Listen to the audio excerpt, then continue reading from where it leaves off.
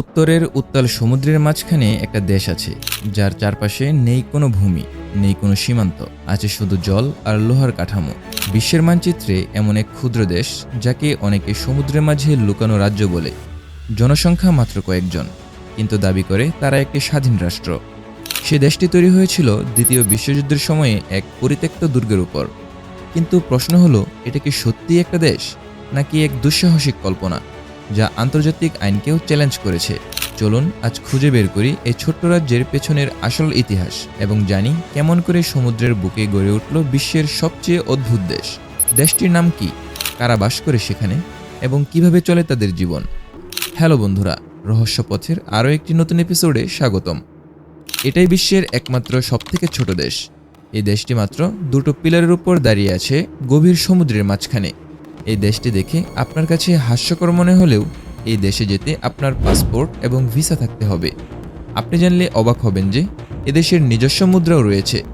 এখন আপনাদের মনে প্রশ্ন জাগতে পারে, তাহলে গভীর সমুদ্রের মাঝে এই দেশটি কিভাবে তৈরি হলো, আর কে বা কারা তৈরি করলো, আর কি রয়েছে এ দেশের ভিতরে? সামান্য একটা ব্যাডমিন্টন মাঠের মতো জায়গায় এবং সমুদ্রের মাঝখানে ভেসে থাকা দুটি পিলারের উপর ছোট্ট একটা জায়গাকে কিভাবে একটা দেশ বানিয়ে ফেললো, সেটা আমারও প্রশ্ন। তবে এ দেশটিতে না আছে কোনো সেনাবাহিনী, না আছে কোনো জেলখানা, না আছে কোনো মার্কেট বা কর্মী। আপনি জানলে অবাক হবেন যে এদেশে বসবাস করেন মাত্র 27 জন মানুষ।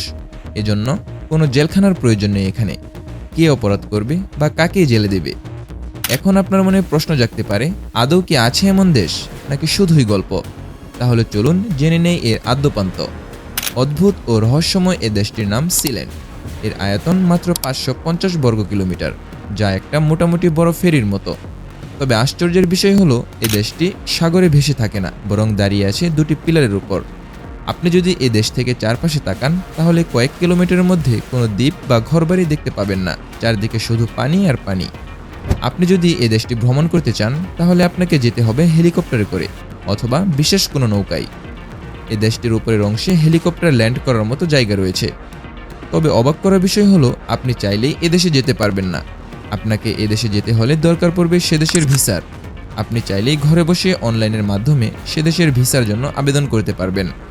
এ দেশে 13টা বেডরুম, 3টা বাথরুম, 4টা কিচেন এবং 3টা স্টোর রুম রয়েছে। আপনি জানলে আরও অবাক হবেন, এদেশের মধ্যে ছোট্ট একটি ব্যাংক রয়েছে, যেখান থেকে চাইলে আপনি সে দেশের মুদ্রাও কিনতে পারবেন। কারণ এই দেশটি ছোট্ট হলেও তাদের আলাদা মুদ্রা রয়েছে। অনেক পর্যটকরা তাদের মুদ্রা কিনে নিয়ে যায় এবং এটির ভিতরে রয়েছে একটি দোকান, যেখানে পণ্য সামগ্রী কিনতে পাওয়া যায়। আপনি জানলে আরও বেশি অবাক হবেন যে এই ছোট্ট দেশটিতে রয়েছে বিদ্যুৎ।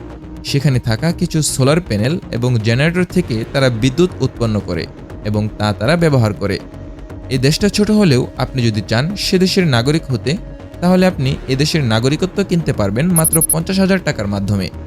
আপনি জানেন কি, এদেশের একটা ফুটবল টিম রয়েছে, তারা আন্তর্জাতিক ম্যাচ খেলেছে, তাও আবার নিজেদের জার্সি পরে। তাহলে চলুন এখন আপনাদেরকে বলি, সমুদ্রের মাঝখানে এই দেশটি কে বানালো, কিভাবে তৈরি হলো।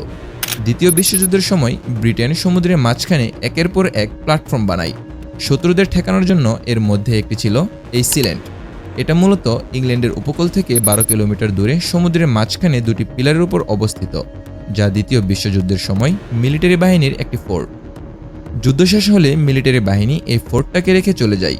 তারপর কিছু বছর এটা পরিত্যক্ত হয়ে পড়ে থাকে। তারপর 1966 সালে রায় বেটস নামে এক ব্যক্তি এই দুর্গে গিয়ে রেডিও ব্যবসা শুরু করেন।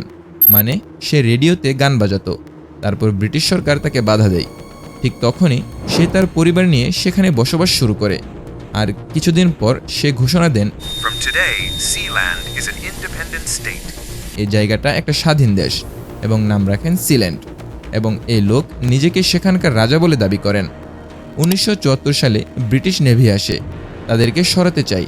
ঠিক তখনই রায়ের ছেলে বন্দুক নিয়ে দাঁড়িয়ে যায়। তারপর ব্রিটিশ নেভিরা চলে যায়। পরবর্তীতে ব্রিটিশ আদালতে নেভিরা মামলা করে, কিন্তু আদালত বলে এই জলসীমা ব্রিটেনের সীমানার বাইরে, তাই এটা আমাদের এখতিয়ারে পড়ে না। এই একটা লাইনই সিল্যান্ডকে আলাদা দেশে রূপান্তর করে দেয়। দেশের মূল মালিক রায় মারা গেছেন, কিন্তু এখন তার ছেলে মাইকেল প্রিন্স অফ সিল্যান্ড নামে দেশ চালান। তবে আশ্চর্যের বিষয় হলো, জাতিসংঘ ও পৃথিবীর কোনো দেশ তাদেরকে স্বীকৃতি দেয়নি, কিন্তু কোনো দেশ কখনো তাদের বিরোধিতাও করেনি।